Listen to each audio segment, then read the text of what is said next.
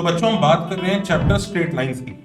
ये chapter JEE का one of the most important chapters है। इस चैप्टर के कुछ कॉन्सेप्ट जो इंपॉर्टेंट है मैं आपको बता रहा हूं, उनको ध्यान से कीजिएगा, क्योंकि ना सिर्फ ये कॉन्सेप्ट सिर्फ इस चैप्टर के लिए इस्तेमाल होते हैं, बल्कि कैलकुलस और दूसरे चैप्टर्स में भी इनका काफी योगदान रहता है। तो बच्चों सबसे पहले ऑफ कोर्स आपको equation of line, slope of line, angle between two lines, इनके बारे में जानना बहुत जरूरी है। Second, conditions for lines to be parallel, perpendicular.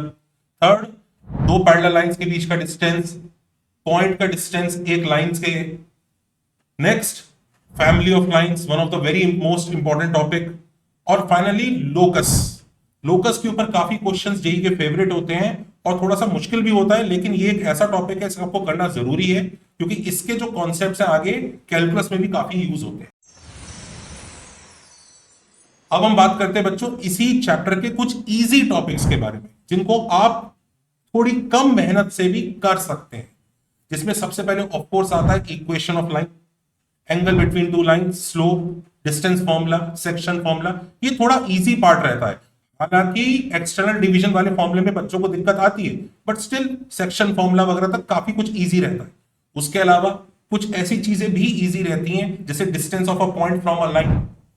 दो लाइंस के बीच में, पैरेलल लाइंस के बीच में आपको जब डिस्टेंस निकालना होता है, ये सब थोड़ा इजी पोर्शन है। इसको आप कर जाएंगे तो काफी क्वेश्चन आपको इसके थ्रू मिल जाएंगे और आराम से हो जाएगा। एफर्ट थोड़ा कम मांगता है ये वाला पोर्शन।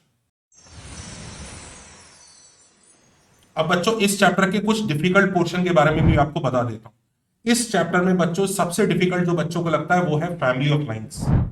कई बार लोगों को ये कॉन्सेप्ट ही ये थोड़ा अजीब लगता है कि हम लोग दो लाइंस जिनका पॉइंट ऑफ इंटरसेक्शन अगर हम निकाल सकते हैं तो उसको फैमिली ऑफ लाइंस की तरह ट्रीट क्यों किया जा रहा है।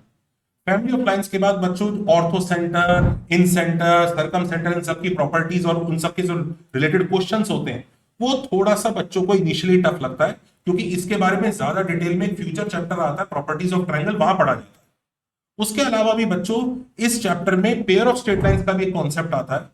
उस पेयर ऑफ स्ट्रेट लाइंस के कॉन्सेप्ट को थोड़ा एब्जॉर्ब करने में थोड़ा वक्त लगता है, थोड़ा मुश्किल लगता है बच्चों को, वो थोड़ा आपको देखना पड़ेगा। इसके अलावा लोकस के भी कुछ क्वेश्चंस काफी ट्रिकी हो सकते हैं, उसको भी करने में दिक्कत आ सकती है। वो इस चैप्टर का एक डिफिकल्ट पोर्शन माना जाता है। जहां तक बच्चों वेटेज की बात है, तो वेटेज की बात के कहनी क्या, इस चैप्टर के मिनिमम 2 से 3 क्वेश्चंस आपको जेई में मिलते ही हैं लगभग हर साल। और ना सिर्फ अकेले इस चैप्टर के क्वेश्चंस, इस चैप्टर के कॉन्सेप्ट्स वाले क्वेश्चंस दूसरे चैप्टर के साथ मिक्स होके आते हैं। अगर हम इस चैप्टर के डायरेक्ट क्वेश्चन ही गिनते हैं तो हम ये कहेंगे कि भाई मेंस में हर साल दो क्वेश्चंस आ ही रहे हैं लास्ट 3-4 साल से। लेकिन अगर आप इनडायरेक्ट क्वेश्चंस काउंट करें तो ये समझ लीजिए ऑलमोस्ट पूरा कैलकुलस में इस चैप्टर का योगदान रहेगा। ऑल्सो आगे के चैप्टर्स पैराबोला, इलिप्स, हाइपरबोला, वो सब इसी से कनेक्टेड है।